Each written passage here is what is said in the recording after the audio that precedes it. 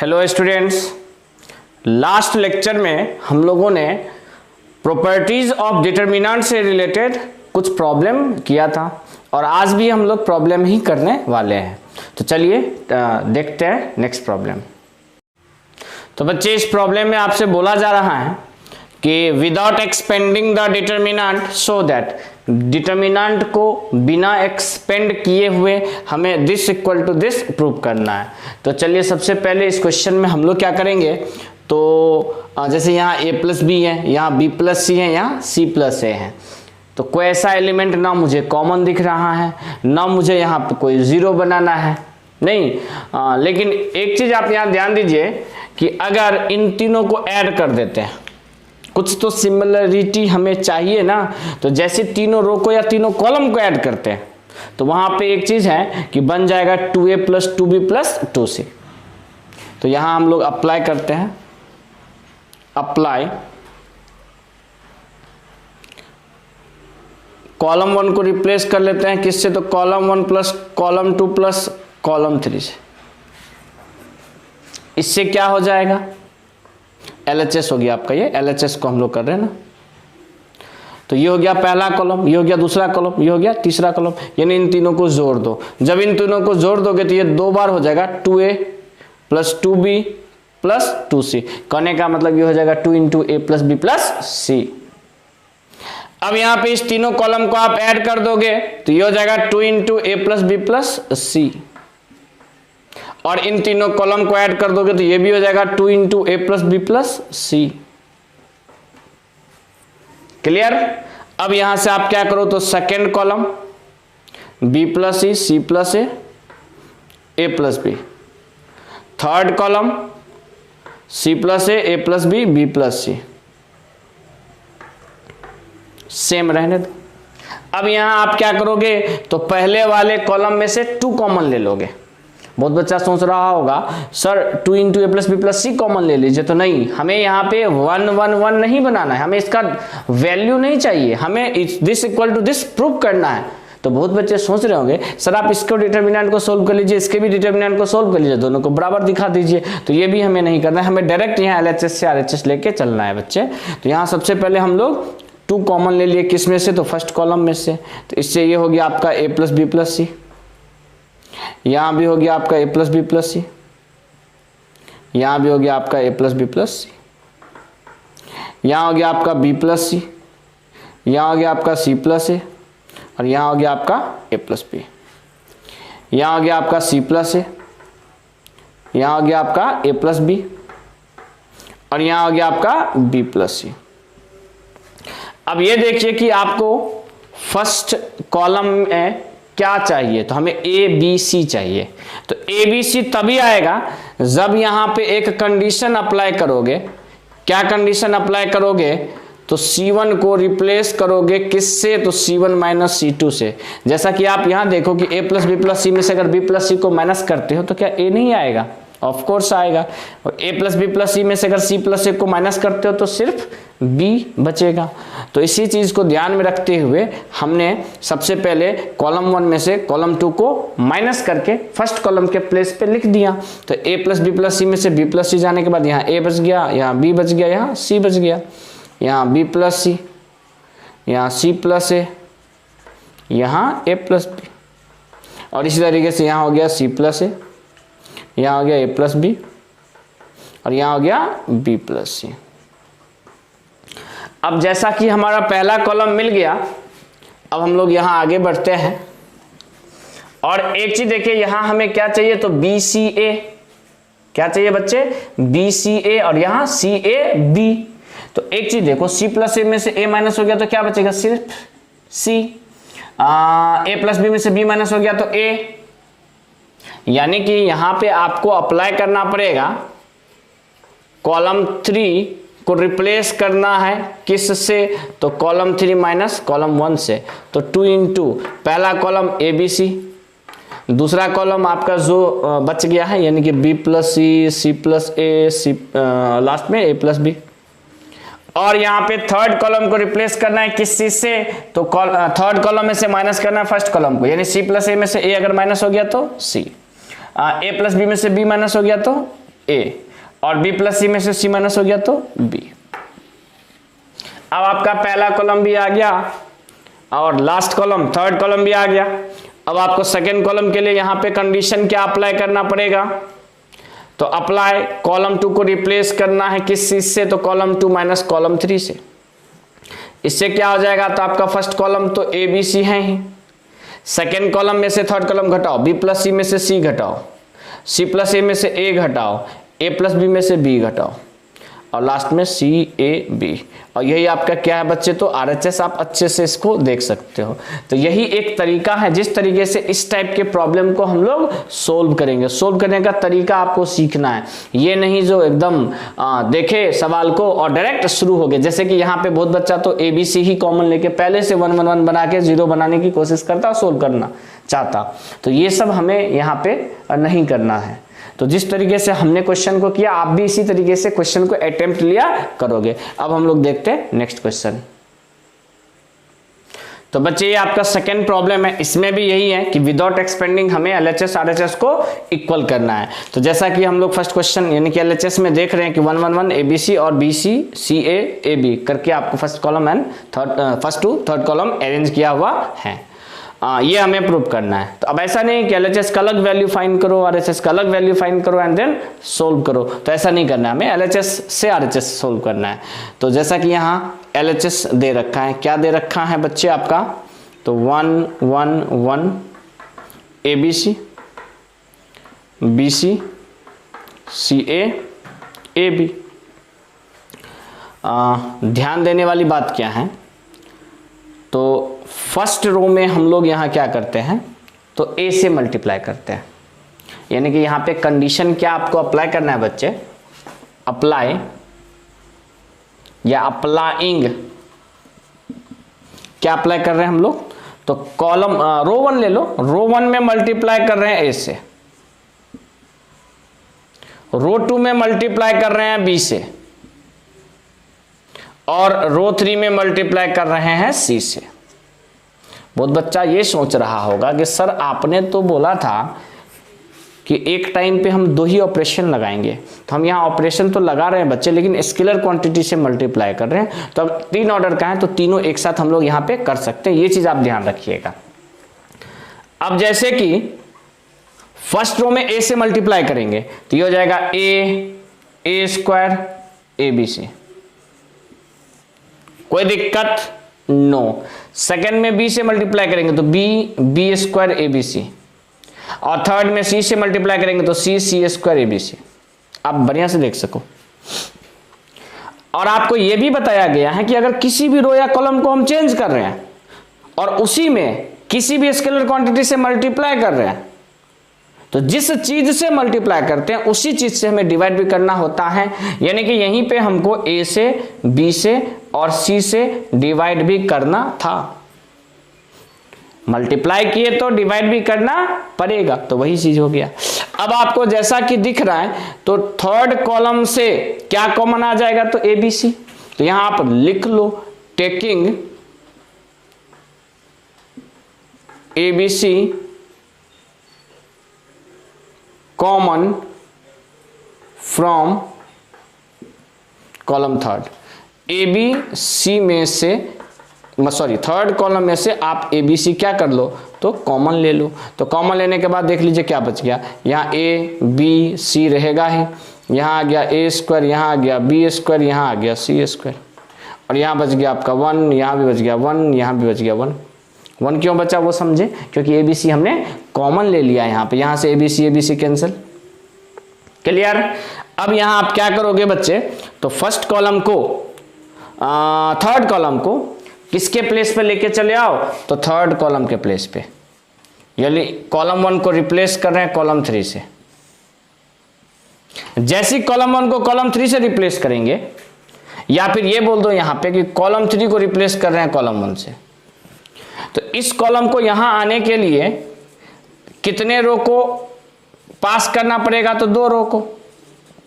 कितने रो को पास करना पड़ेगा, तो 2 रो को। आप अच्छे से देखो ना, ये 1 1 1 यहां आया, इसका मतलब ये दोनों शिफ्ट होके पीछे चला गया।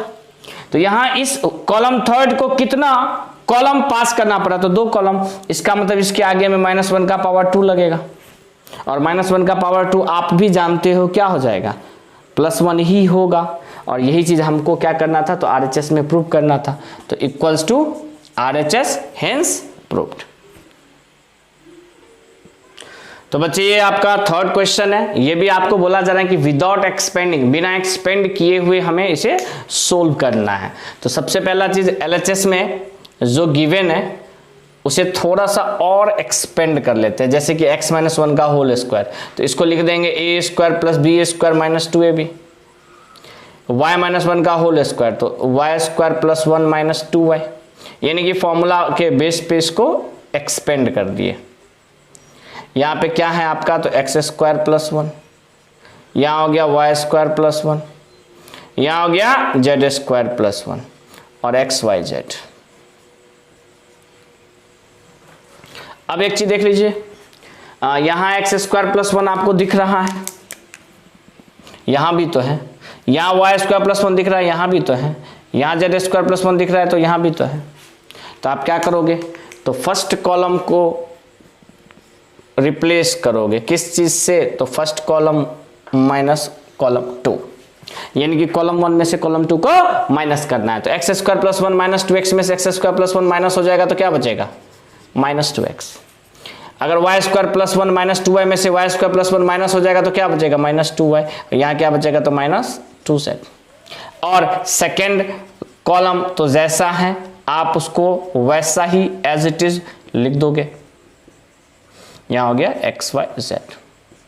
अब जैसा कि बच्चे आपको यहाँ पे कॉलम 1 में से कुछ कॉमन दिख रहा है, क्या दिख रहा है, तो टेकिंग कॉमन -2 फ्रॉम कॉलम 1। अब जैसे कि कॉलम 1 में से -2 कॉमन ले लेंगे, तो यहाँ बच जाएगा x y z, यहाँ बच जाएगा x² + 1 y² + 1 z² + 1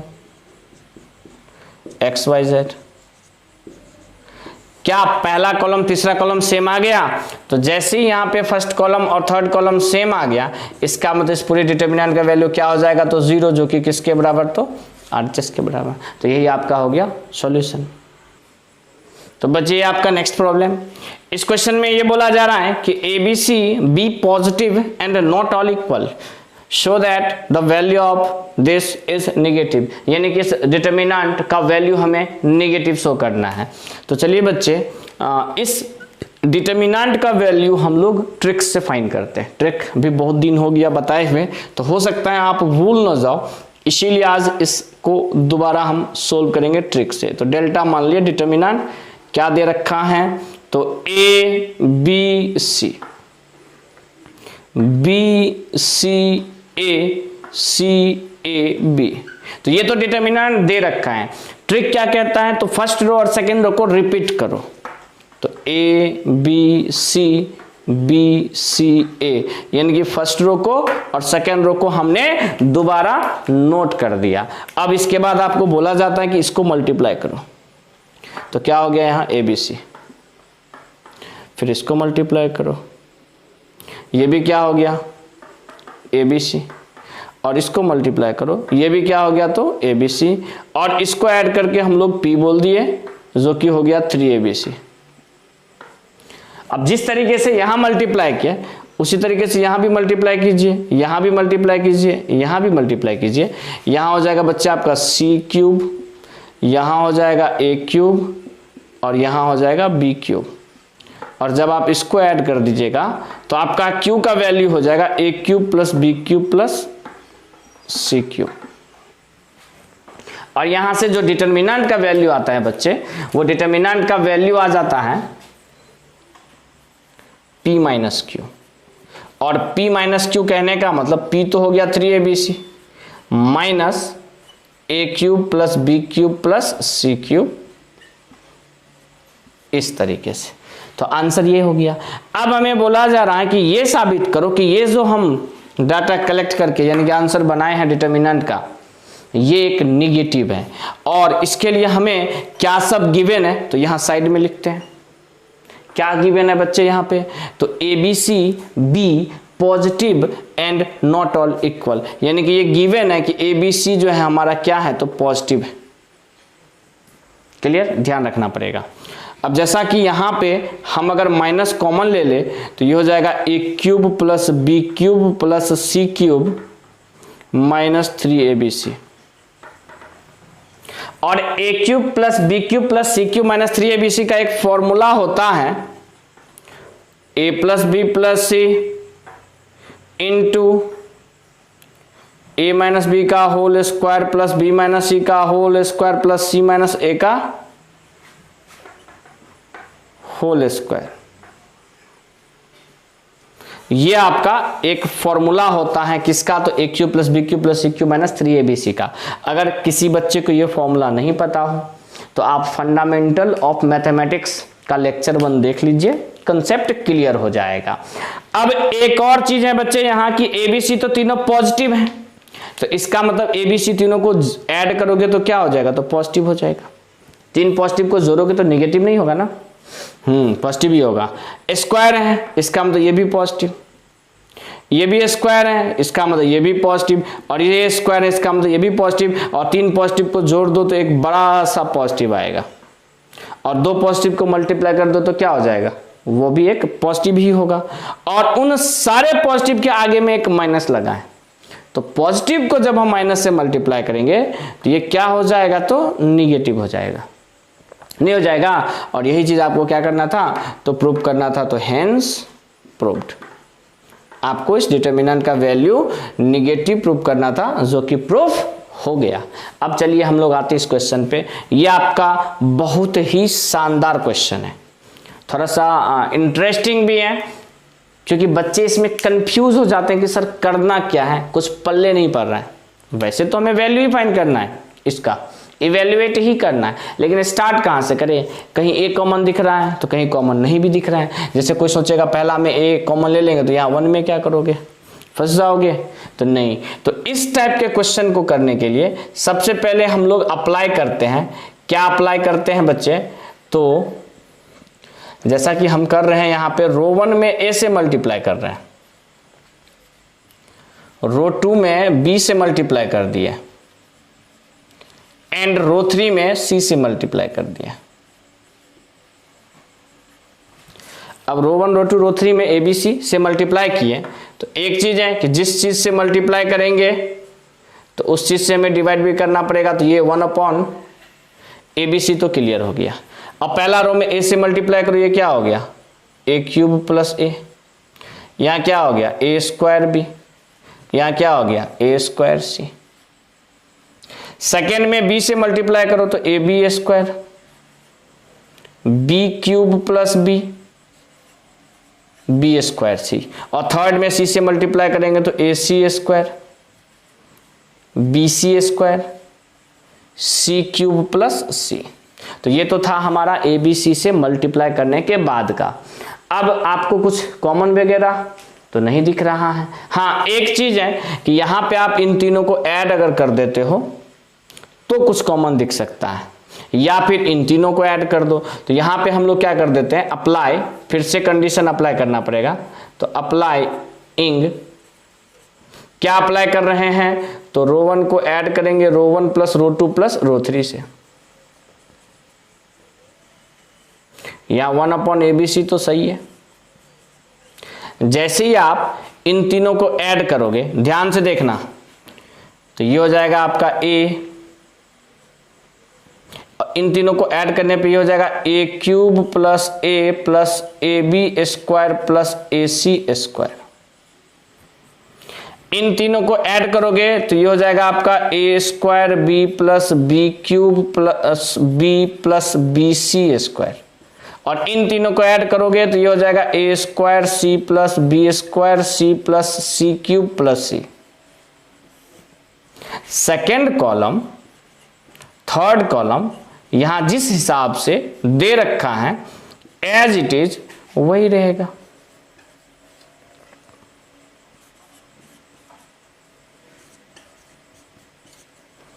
अब यहां क्या होगा बच्चे, तो यहां पे आपको कॉमन दिख रहा है a, पहले वाले एलिमेंट में ए अगर कॉमन ले लेंगे तो ये बच जाएगा 1 plus A square plus B square plus C square. ध्यान से देखिएगा, यहाँ 1, यहाँ ए स्क्वायर बचेगा, यहाँ बी स्क्वायर बचेगा, यहाँ सी स्क्वायर बचेगा। इस एलिमेंट में अगर बी कॉमन लेते हैं तो ये भी बच जाएगा 1 plus A square plus B square plus C square. और इस एलिमेंट के प्लेस पे हम सी कॉमन लेते हैं तो यहां भी बच जाएगा 1 plus A square plus B square plus C square. इसके बाद यहां आपका ए बी स्क्वायर है, यहां आपका ए सी स्क्वायर है, यहां आपका बी क्यूब प्लस बी है, यहां पे बी सी स्क्वायर है, यहां पे बी स्क्वायर सी, यहां पे सी क्यूब प्लस सी। अब जैसा कि आपको यहां क्लियरली दिख रहा होगा कि सर पहले रो में से क्या कॉमन ले लीजिए, तो पहले रो में से कॉमन ले लीजिए 1 plus A square plus B square plus C square, वो हर किसी को दिख जाएगा। बाय में ए बी सी था तो था। अब जैसे ही पहले रो में से हम लोग 1 plus A square plus B square plus C square common ले लेंगे, यहां बचेगा 1, यहां बचेगा ए बी स्क्वायर, यहां बचेगा ए सी स्क्वायर, यहां बचेगा b, यहां बचेगा b क्यूब प्लस b, यहां बचेगा b सी स्क्वायर, यहां बचेगा c, यहां बचेगा b स्क्वायर c, यहां बचेगा c क्यूब प्लस c। अब इसके बाद बच्चे हम लोग इस क्वेश्चन को करते हैं। आप इसको वीडियो को पॉज करके इसको नोट कर लीजिएगा, ठीक, ताकि हम मिटा रहे हैं तो आप इसको इरेज कर लीजिए और इस बचे हुए क्वेश्चन का पार्ट हम लोग यहां सोल्व कर लेते हैं। तो अब इसमें आपको दिख गया होगा कि पहले कॉलम में से, चलिए यहां पे लिख देते हैं, taking common A from C1, B from C2 and C from C3। पहले कॉलम में से A कॉमन ले लिए, दूसरे कॉलम में से B, तीसरे में से C। बाय में तो आपका ए बी सी था ही, और यहाँ इनटू में 1 plus A square plus B square plus C तो है ही। अब यहाँ पे आपका रेस्ट बच क्या गया वो देख लीजिए। तो पहले में से जब हम लोग ए कॉमन ले लेंगे तो यहाँ बच जाएगा 1, यहाँ बच जाएगा बी स्क्वायर, यहाँ बच गया सी स्क्वायर। अच्छे से देखो, जब सेकेंड कॉलम में से बी कॉमन ले लेंगे तो यहाँ बचेगा 1, यहाँ बचेगा बी स्क्वायर प्लस 1, यहां बच जाएगा आपका सी स्क्वायर। और जब थर्ड कॉलम में से सी कॉमन ले लेंगे तो बचेगा 1, यहां बच जाएगा बी स्क्वायर, यहां बच जाएगा सी स्क्वायर प्लस 1। अब यहां एबीसी तो चला गया। अब इस डिटर्मिनेंट को हमें सोल्व करना है, और अगर किसी भी डिटर्मिनेंट में कोई भी एक रो या कॉलम में सेम एलिमेंट या तो 1 1 आ जाए तब तो ठीक ही है, कोई टेंशन ही नहीं है, या सेम एलिमेंट भी है तो हमें 2 0 बनाने की यहाँ कोशिश करना है। तो इसमें से ये फर्स्ट कॉलम में से सेकंड कॉलम घटाएंगे तब 0 बनेगा, सेकंड में से थर्ड घटाएंगे तब 0 बनेगा। यानी कि यहाँ पे कंडीशन अप्लाई करना पड़ेगा। क्या चीज? तो कॉलम 1 रिप्लेस होगा column 1 minus column 2, and column 2 replace होगा कॉलम 2 माइनस कॉलम 3। अब पहले रिप्लेस करते हैं। 1 में से 1 गया 0, बी स्क्वायर में से बी स्क्वायर प्लस 1 गया -1, सी स्क्वायर में से सी स्क्वायर गया 0, 1 में से 1 गया 0, बी स्क्वायर प्लस 1 में से बी स्क्वायर गया 1, सी स्क्वायर में से सी स्क्वायर प्लस 1 गया -1, यहाँ 1, यहाँ बी स्क्वायर, यहाँ सी स्क्वायर प्लस 1। और आगे में आपका तो मल्टीप्लाई है पहले से, क्या? तो 1 plus A square plus B square plus C square. अब इसको एक्सपेंड कर देंगे किसके थ्रू? तो फर्स्ट रो के थ्रू, तो प्लस माइनस प्लस, तो एक्सपेंड थ्रू रो 1। तो यहां 0 लिखने की जरूरत है नहीं, सीधे +1 लिखेंगे। 1 जिस रो और कॉलम में है, रो हट गया, कॉलम हट गया, क्या बच गया? -1, 1 0 -1। और आगे तो मल्टीप्लाइड है, क्या? तो 1 plus A square plus B square plus C square. अब जैसा कि आप इसको सोल्व करोगे तो -1 1 से मल्टीप्लाई होकर क्या हो जाएगा? तो 1, और फिर बीच में माइनस, 0 1 से मल्टीप्लाई हो गया 0, यानी कि इससे वैल्यू क्या आ गया आपका बच्चे? तो 1 ही आ गया ना। तो आपका जो यहाँ से रिजल्ट हो जाएगा वो रिजल्ट सीधे हो जाएगा 1 plus A square plus B square plus C square, और यही हमारा क्या हो गया? तो आंसर हो गया। और ये एक ऐसा क्वेश्चन है बच्चे जो कि चाहे सीबीएसई बोर्ड हो, चाहे बिहार बोर्ड हो, या कोई भी स्टेट बोर्ड हो, उस बोर्ड में इस क्वेश्चन का काफी वैल्यू है, यानी कि बार बार इस टाइप का क्वेश्चन या ये क्वेश्चन पूछा जाता है बोर्ड एग्जाम में, तो ये आपके लिए काफी इंपॉर्टेंट है। आप इसको पहले अच्छे से समझ के, यहां से स्टार्ट हुआ यहां तक, वहां से स्टार्ट हुआ यहां तक कंप्लीट, उसके बाद नोट करना है, ठीक है, नोट कीजिए। तो नेक्स्ट क्वेश्चन बच्चे आपका ये है कि इवेल्युएट करना है इसके वैल्यू को। तो यहाँ पे अगर हम किसी भी चीज को मतलब तीनों रो या तीनों कॉलम को अगर ऐड भी कर दे तो भी कोई फर्क नहीं पड़ने वाला है। यानी कि यहाँ पे हमें सीधे ये ध्यान रखना है कि 2 जीरो फॉर्म करने के लिए जो भी कंडीशन अप्लाई करना हो वो कंडीशन अप्लाई करेंगे। तो चलिए यहाँ पे हम लोग स्टार्ट करते हैं और कंडीशन यहाँ ये लगाते हैं, अप्लाई। पहले तो रो 1 में मल्टीप्लाई कर देते हैं ए से, रो 2 में मल्टीप्लाई कर देते हैं बी से, एंड रो 3 में मल्टीप्लाई कर देंगे सी से। रो 1 में ए से मल्टीप्लाई करने पे यह आपका हो जाएगा A B square plus A C square, यहां ए बी स्क्वायर, यहां ए स्क्वायर सी। रो 2 में किससे मल्टीप्लाई करना है बच्चे आपको, तो बी से, तो ये हो जाएगा A B square B C square plus A square B, और यहां बी स्क्वायर सी। और रो 3 में मल्टीप्लाई करना सी से, तो A C square B C square A square C plus B square C. और अगर किसी चीज से मल्टीप्लाई करेंगे तो उसी चीज से हमें डिवाइड भी करना पड़ेगा। ये क्लियर हो गया, मल्टीप्लाई किए डिवाइड करना पड़ेगा। अब यहाँ पे दिख गया A B square A C square, यानी कि यहाँ पे अब अप्लाई क्या करेंगे, तो रो 1 में से माइनस कर देंगे रो 2 और रो 3 को। जब रो 1 में से रो 2 रो 3 दोनों माइनस करेंगे तो यहाँ बच जाएगा 0, क्योंकि ए बी स्क्वायर भी माइनस हो जाएगा और ए सी स्क्वायर भी माइनस हो जाएगा। अब जैसे कि ए बी स्क्वायर में से इन सब को हमें माइनस करना है, तो देखिए क्या बचेगा, A B square minus B C square minus A square B minus B C square. अब जैसे ए स्क्वायर सी में से ये दोनों माइनस करेंगे तो ये पार्ट तो कट जाएगा, नहीं कटेगा, सिर्फ क्या बचेगा यहाँ पे, तो बच जाएगा आपका, चलिए लिख ही लेते ना, ए square C minus B square C minus A square C minus B square सी। यानी कि यहाँ पे ये पार्ट कैंसिल हो गया। इसका मतलब बच्चे हम यहां भी कुछ ना कुछ मिस्टेक जरूर किए। पहले तो एक क्वेश्चन को एक बार हम लोग अच्छे से देख लेते हैं, क्योंकि यहां पे भी वही चीज फॉर्म होना चाहिए। पहले रो में हम लोग किस चीज से मल्टीप्लाई किए हैं, तो ए से। किस चीज से मल्टीप्लाई किया तो ए से, लेकिन हम यहाँ गलती से क्या लिख दिए हैं, तो ए बी स्क्वायर, तो इसको आप सही कर लीजिए, ये होगा ए स्क्वायर बी। हाँ, तो ये क्या हो जाएगा आपका ए स्क्वायर बी। इससे क्या होगा, ये ए स्क्वायर बी कैंसिल हो गया। यानी कि सिमिलरिटी देख के भी हम लोग यहाँ से ये समझ जाएंगे कि हाँ क्वेश्चन में कुछ ना कुछ, क्वेश्चन क्या यहाँ तो पहले स्टेप में कुछ ना कुछ एरर था। तो ध्यान से अब यहाँ सेकेंड रो जैसा है वैसा लिख दो। सेकेंड रो जिस हिसाब से दिया है उस हिसाब से हम इसको अरेंज कर देते हैं।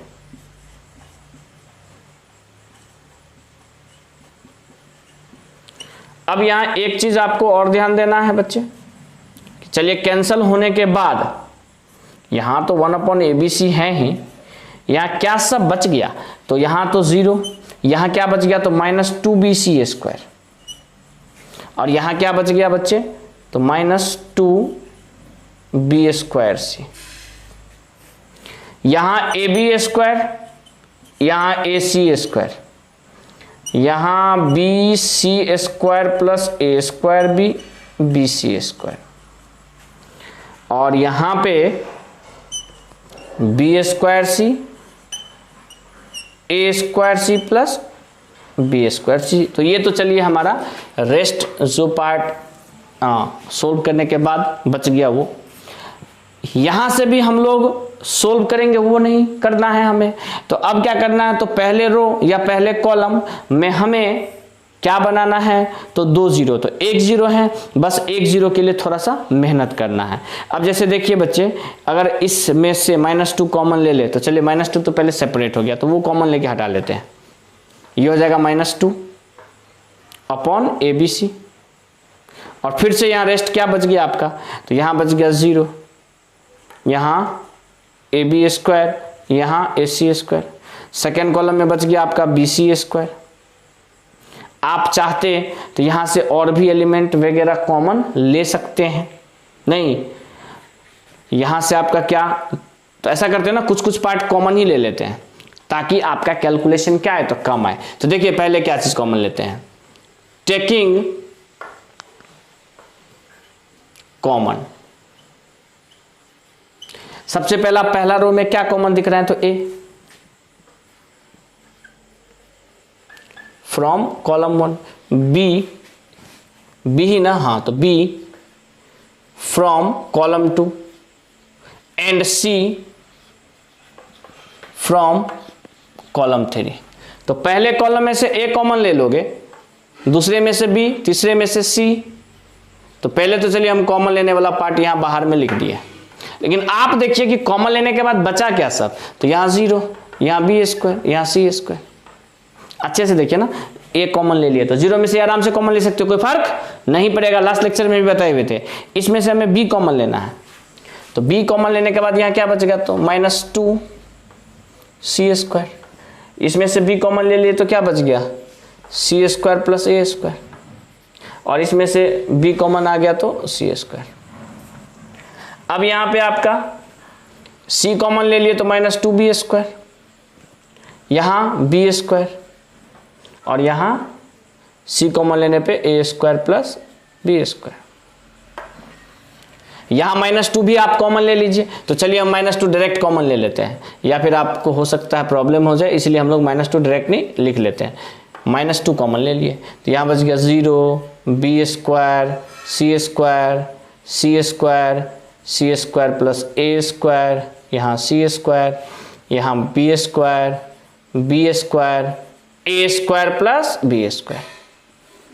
अब हमें इन दोनों में से किसी एक एलिमेंट के पास 0 बनाना है, तो 0 बनाने के लिए हम लोग अप्लाई कर लेते हैं। क्या अप्लाई करेंगे, तो अप्लाई कॉलम 2 को रिप्लेस करेंगे किस चीज से, तो इसमें मल्टीप्लाई कर देते हैं B स्क्वायर से कॉलम 2 में, और माइनस कॉलम 3। अगर इसमें B स्क्वायर से मल्टीप्लाई करेंगे तो इसमें किससे मल्टीप्लाई करना पड़ेगा, C स्क्वायर से। अब ध्यान से बढ़िया से देख लीजिए क्या सब बच गया। तो जिस चीज से मल्टीप्लाई करते हैं, यानी कि C2 को चेंज भी कर रहे हैं, C2 में मल्टीप्लाई भी कर रहे हैं, किस चीज से, तो B स्क्वायर से, तो B स्क्वायर से हमें डिवाइड भी करना पड़ेगा, पहला पार्ट। हाँ यहां फर्स्ट कॉलम सेम रहेगा, तो सेम रह गया। ध्यान दीजिएगा, सेकेंड कॉलम में B से गुना होगा तो ये हो जाएगा B स्क्वायर C स्क्वायर, और माइनस होगा थर्ड कॉलम में C स्क्वायर से मल्टीप्लाई करने के बाद, तो B स्क्वायर C स्क्वायर। कहने का मतलब यहाँ कट के क्या बच गया बच्चे, तो 0। अब यहाँ देखिए, यहां हो जाएगा आपका B square C square plus A square B square, और माइनस हो जाएगा B स्क्वायर C स्क्वायर। आप आराम से ध्यान से करिएगा, यहाँ C स्क्वायर में मल्टीप्लाई करना है B स्क्वायर से, तो B स्क्वायर C स्क्वायर, और इसमें मल्टीप्लाई करना है C स्क्वायर से, तो minus A square C square minus B square C square. और थर्ड कॉलम तो जैसा है आपको वैसा ही नोट कर देना है। इससे आपका कुछ और पार्ट हल्का हो गया कि ये भी कैंसिल हो गया, ये भी कैंसिल हो गया। अब इसमें यहां भी 0 हो गया, यहां भी 0 हो गया, तो एक्सपेंड थ्रू, किसके थ्रू एक्सपेंड करना है, तो रो 1 के थ्रू। रो 1 क्यों, क्योंकि यहां भी 0 है, तो यहाँ प्लस साइन, यहाँ माइनस साइन, यहाँ प्लस साइन, यहाँ 0 कैसे हुआ समझ में आ गया ना, क्योंकि दोनों एलिमेंट तो कैंसिल हो गया, और 0 वाला हमें लिखने की जरूरत ही नहीं होती है। तो सीधे हमको यहाँ क्या लिखना पड़ेगा, तो B स्क्वायर। B स्क्वायर लिखेंगे तो B स्क्वायर जिस रो और कॉलम में वो रिमूव हो गया, जो बच गया उसको लिख दो, क्या बच गया, तो यहाँ B स्क्वायर C स्क्वायर, और यहाँ बच गया आपको AB square, sorry A square B square, और यहाँ बच गया minus A square C square. Clear, इसको सोल्व कर लीजिए। अब यहाँ पे B स्क्वायर से B स्क्वायर कैंसिल, बच गया क्या चीज, तो -2। अब यहाँ डिटर्मिनेंट ये दोनों मल्टीप्लाई हो जाएगा तो हो जाएगा minus A square B square C square, फिर बीच में माइनस, ये दोनों मल्टीप्लाई होगा तो ये भी हो जाएगा A square B square C square, यानी कि वहां हो गया -2, और जब उन दोनों को सोल्व कर लोगे तो ये भी हो जाएगा -2 A square B square C square.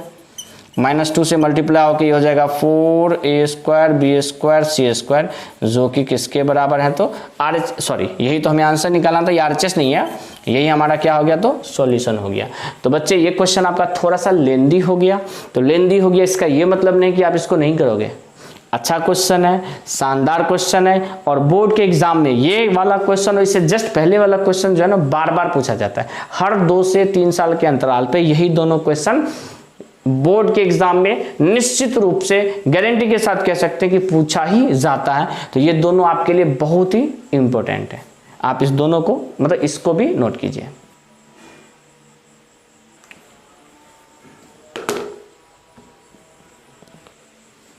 तो बच्चे ये आपका नेक्स्ट प्रॉब्लम है, इसमें बोला जा रहा है कि सोल्व फॉर थीटा, यानी कि यहाँ पे थीटा बिलोंग कर रहा है 0 से π/2 यानी कि फर्स्ट क्वाड्रेंट में, और ये आपका डिटरमिनेंट दिया हुआ है।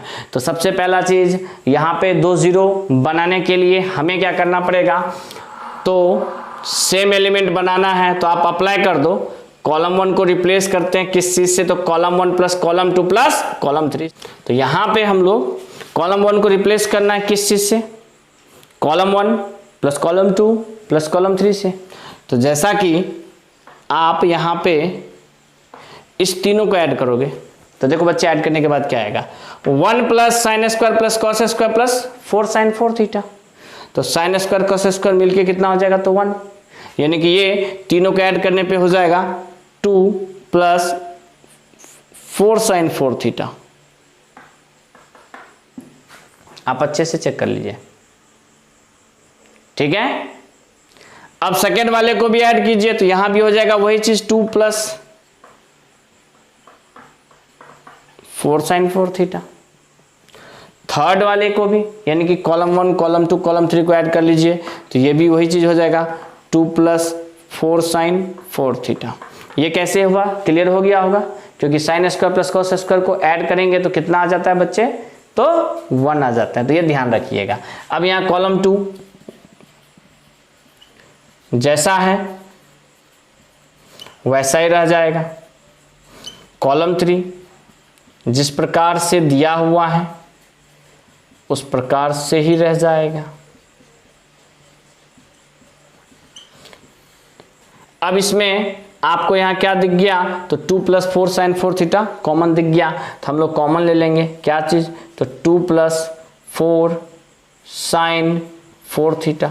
इससे क्या हो जाएगा, तो यहां बच जाएगा 1 1 1, यहां बच जाएगा cos square theta 1 plus cos square theta cos square theta, यहां हो गया 4 साइन 4 थीटा 4 साइन 4 थीटा और 1 प्लस 4 साइन 4 थीटा, ठीक है। अब यहां पे आपको एक पूरे कॉलम में 1 1 1 दिख रहा है, तो यहां पे आप क्या करोगे, तो रो 1 को रिप्लेस करोगे रो 1 माइनस रो 2 से, और रो 2 को रिप्लेस करोगे रो 2 माइनस रो 3 से। ऐसा इसीलिए क्योंकि हमें किसी भी एक रो या किसी भी एक कॉलम में क्या चाहिए, 2 0 चाहिए। अब जैसा कि यहां पे आपको पहले से ही 2 प्लस 4 साइन 4 थीटा दिया हुआ है, इसके बाद 1 में से 1 गया तो 0, रो 1 में से रो 2 को माइनस कर रहे हैं, कॉस स्क्वायर थीटा में से 1 प्लस कॉस स्क्वायर थीटा गया तो -1, और 4 साइन 4 थीटा में से 4 साइन 4 थीटा गया तो 0, ठीक है। अब रो 2 में से रो 3 को माइनस करना है, तो 1 में से 1 गया तो 0, 1 प्लस कॉस स्क्वायर थीटा में कॉस स्क्वायर थीटा चला गया तो 1, और 4 साइन 4 थीटा में से 1 प्लस 4 साइन 4 थीटा माइनस हो गया तो -1। और थर्ड स्टेप तो जैसा है, थर्ड रो जैसा है वैसा ही रहेगा,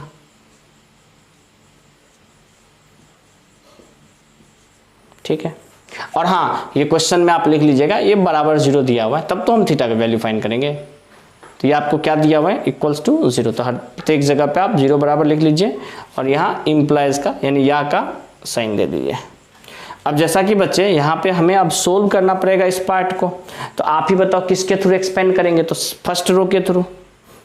तो ये हो जाएगा प्लस साइन, यहाँ हो जाएगा माइनस, यहाँ हो जाएगा प्लस, तो 0 वाला टर्म तो हमें देखना ही नहीं है, तो ये माइनस माइनस यानी कि ये माइनस और ये -1, तो क्या हो जाएगा आपका, तो +1। तो जैसे ही हम लोग डिटरमिनेंट को सोल्व करेंगे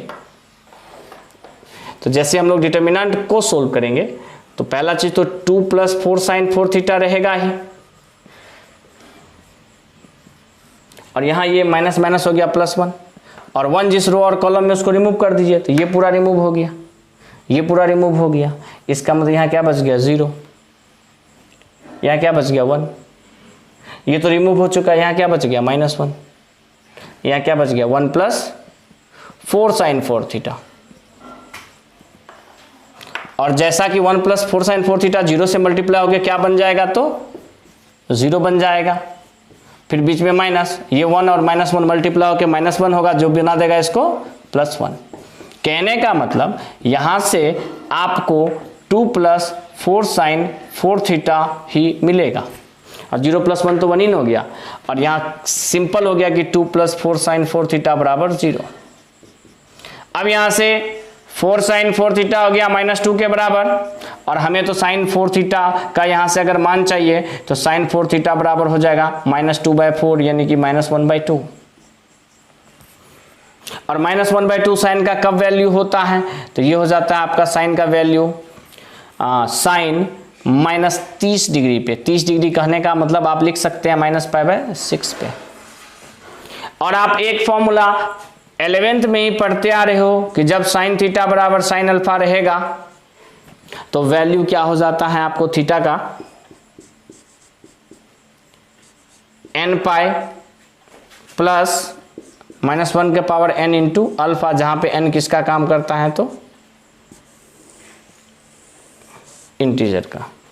कहने का मतलब n आपको ये n π है ना, तो इस टाइम पे आपको बता दिया गया है कि n इंटीजर होता है। ये सारा चीज आपको बताया जाता है फेज 2 में ही ट्रिगो है उसी में बताया जाता है। या फिर एक और तरीका है इसको बनाने का कि साइन का वैल्यू -1/2 कितना डिग्री पे, तो एक तो -30 डिग्री पे, उस हिसाब से आप अरेंज करके अपना वैल्यू का निकाल लो।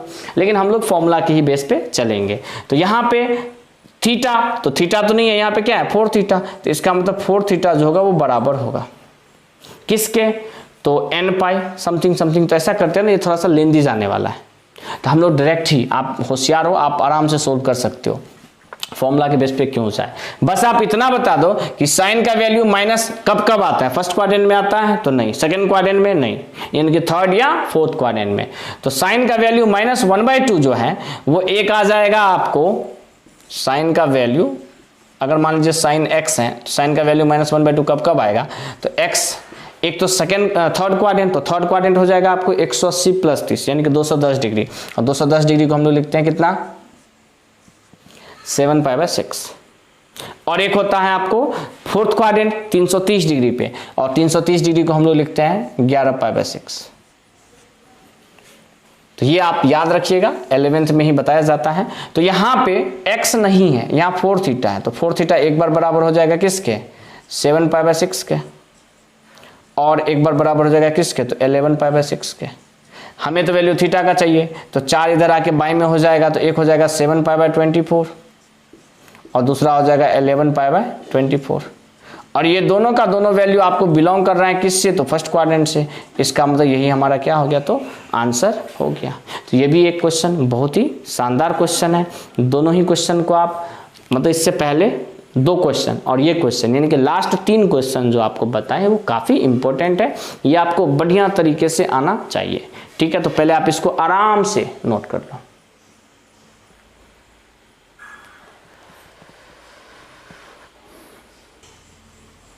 तो बच्चे ये आपका प्रॉपर्टी नंबर 11 है। 10 प्रॉपर्टी आप प्रॉब्लम से पहले कर चुके थे। प्रॉपर्टी 11 में बोला जा रहा है कि if we multiply all the elements of any row या column with its corresponding cofactor.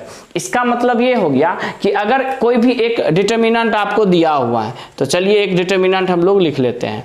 कहाँ से, तो a11, a12, a13, a21, a22, a23, a31, a32, a33। तो अगर मान लीजिए कोई भी एक डिटर्मिनेंट दिया हुआ है और इस डिटर्मिनेंट के किसी भी एक रो या किसी भी एक कॉलम को उसी के कोफैक्टर से मल्टीप्लाई करके ऐड कर दो, तब इसका जो रिजल्ट होगा वो इसी डिटर्मिनेंट के वैल्यू के बराबर रहेगा। बोली से लगता है आप नहीं समझे तो लिख के समझा देते हैं। यहाँ कहने का मतलब है, एग्जाम्पल है ये, कि मान लीजिए कोई भी एक रो सेलेक्ट कर लिए, तो पहला ही रो चुन लिए। पहला रो है A11, A12, A13, ठीक है। इसी रो के कोफैक्टर को निकालो, तो A11 का कोफैक्टर हो जाएगा C11, A12 का कोफैक्टर हो जाएगा C12 और A13 का कोफैक्टर C13। कोफैक्टर से घबराना नहीं है, बता दिया गया है आपको पहले ही। तो एक रो को उसी रो के कोफैक्टर से मल्टीप्लाई कर दो और सबको ऐड कर दो, जोड़ दो, तब जो इसका वैल्यू होगा वो उसी के डिटर्मिनेंट के वैल्यू के बराबर होगा। यही प्रॉपर्टी है हमारा। इस पे डायरेक्ट भी ऑब्जेक्टिव आता है, तो ध्यान रखिएगा। अब मान लीजिए कोई एक कॉलम चुन लिए, second column A12, A22, A32, clear. अब इसी कॉलम को इसी के कोफैक्टर से गुना करो, तो A12 के कोफैक्टर को C12, A22 के कोफैक्टर को C22 और A32 के कोफैक्टर को C32 और इसको ऐड कर दो। ऐड करने के बाद जो इसका मान आएगा वो इसी के डिटर्मिनेंट के मान के बराबर आएगा। यही है आपका प्रॉपर्टी नंबर 11, ठीक है। आप इसको नोट कीजिए। तो बच्चे ये आपका प्रॉपर्टी नंबर 12।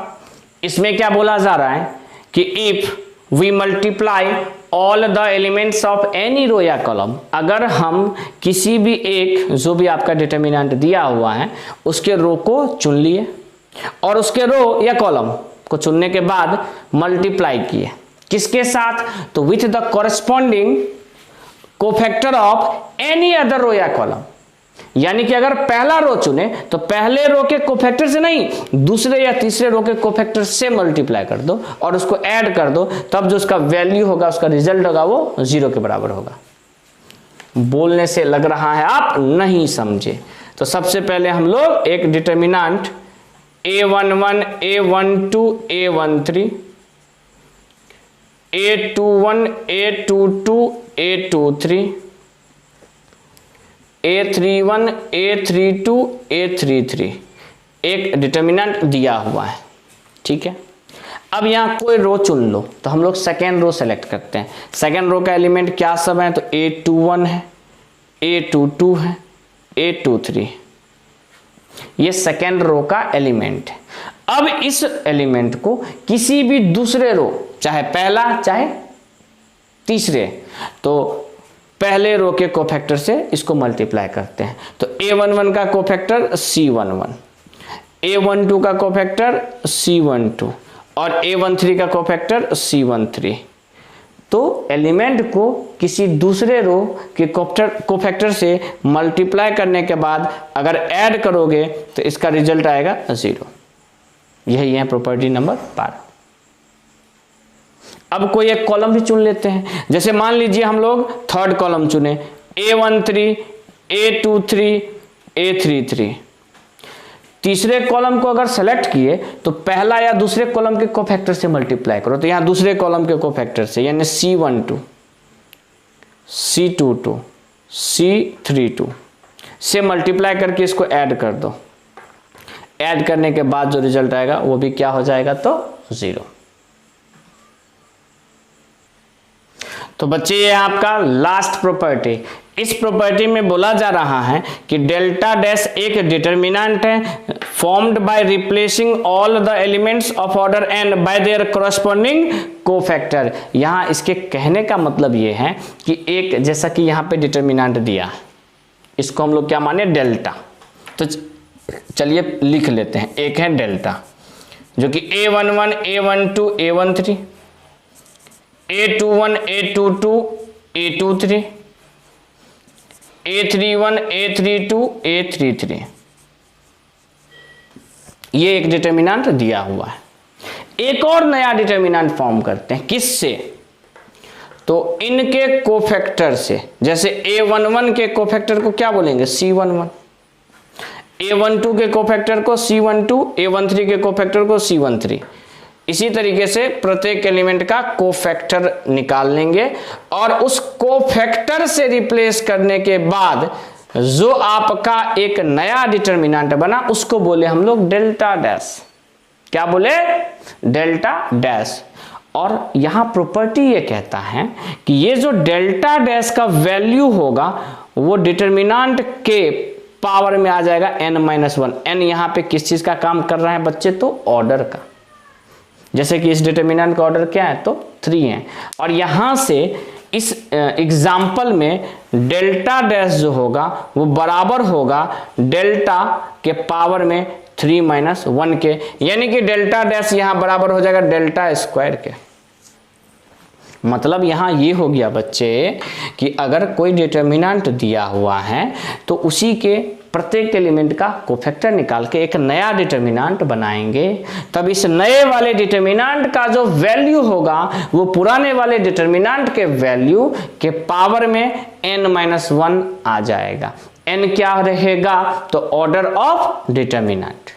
ध्यान रहेगा? यस या नो? फिर कोई बच्चा बोलेगा सर इससे अच्छा तो आप पूरा कोफैक्टर निकाल के फिर डिटर्मिनेंट फाइंड कीजिए, प्रॉपर्टी क्यों यूज करें? तो ये मुश्किल हो जाएगा। अगर मान लीजिए कोई छोटा सा क्वेश्चन है, आप उसका फटाफट डिटर्मिनेंट फाइंड कर लो और उसके कोफैक्टर का डिटर्मिनेंट चाहिए तो आप डायरेक्ट प्रॉपर्टी यूज कर लो, क्योंकि अगर कोफैक्टर फाइंड करने जाएंगे तो पहला चीज तो 9 एलिमेंट का कोफैक्टर फाइंड करने में भी टाइम लगेगा, फिर उसके बाद उसका डिटर्मिनेंट भी थोड़ा सा लेंदी रहेगा क्योंकि कैलकुलेटिव होगा। ठीक है, तो जब भी इस टाइप का क्वेश्चन आए तो हम लोग इसी प्रॉपर्टी के हेल्प से क्वेश्चन को सोल्व करेंगे। तो आज के लेक्चर में बस इतना ही। और आज आपका प्रॉपर्टी और प्रॉपर्टी से रिलेटेड जो भी प्रॉब्लम था वो हमने आपको टोटल करवा दिया डिटर्मिनेंट में। अब आपका जो लीनियर इक्वेशन से रिलेटेड प्रॉपर्टी है जिसमें क्रामर्स रूल वगैरह, ट्राइवियल सॉल्यूशन सब पढ़ने को मिलेगा वो बाकी है।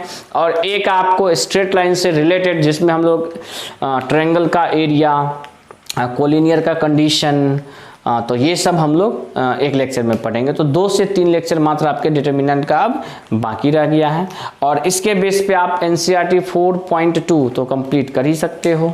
साथ ही साथ आप 4.4 या 5 जिसमें आपको कोफैक्टर से रिलेटेड प्रॉब्लम है वो भी सोल्व कर लोगे।